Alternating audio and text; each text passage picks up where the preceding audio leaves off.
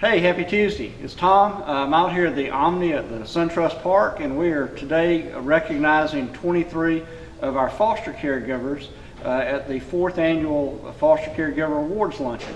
Of course, it's National Foster Care Month, and we are so grateful for all of the foster parents, both the DFCS foster parents, the CPA foster parents, the specialized foster parents, who care for our children and their many needs. And today I'm with Daniel and Jennifer Nolder, who are from Coweta County. How are y'all doing? Good. Good. Tell me, how long have y'all been fostering?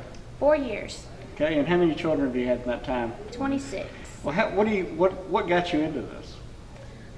We had a failed adoption, and we decided that we would try fostering. And the first little girl, we were actually going to adopt a little girl who was 9 years old.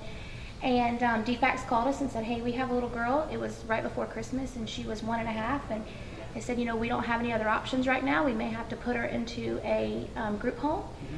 And I called Dan and said, hey, you know, this is something I want to do. And he said, absolutely not. An hour and a half later, I called him and said, how much do you love me? I'm on my way home.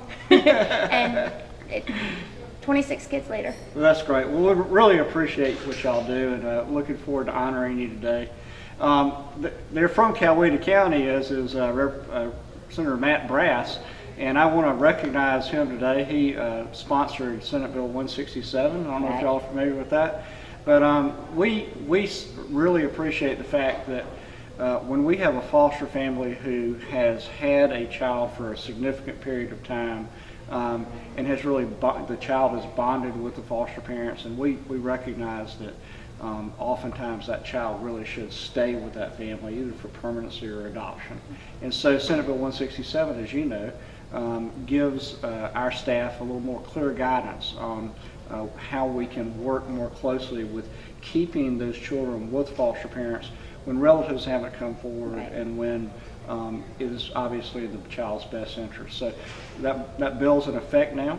We've talked to a lot of foster parents about the effect on their cases, and you know, just make sure that everybody knows, if you've had a foster child in your home for like 12 months and relatives have not come forward, we need to make sure that we look at y'all for permanency, because not only are you giving love to our children, those children are loving you, and they are bonding with y'all, and we certainly need to recognize that when they can't go home, they need a permanent loving home with a foster family who has formed that bond with them. So just want to thank everybody out there for all that you do for our children. Certainly want to thank our foster parents. The Polk County Board of Commissioners passed a big resolution this past, I think, week honoring foster parents. I'm sure that many others will as well. And I'm just very grateful for you and all of the thousands of foster parents we have in the state, and I know our staff are too. So thanks, y'all. We'll see you next Tuesday.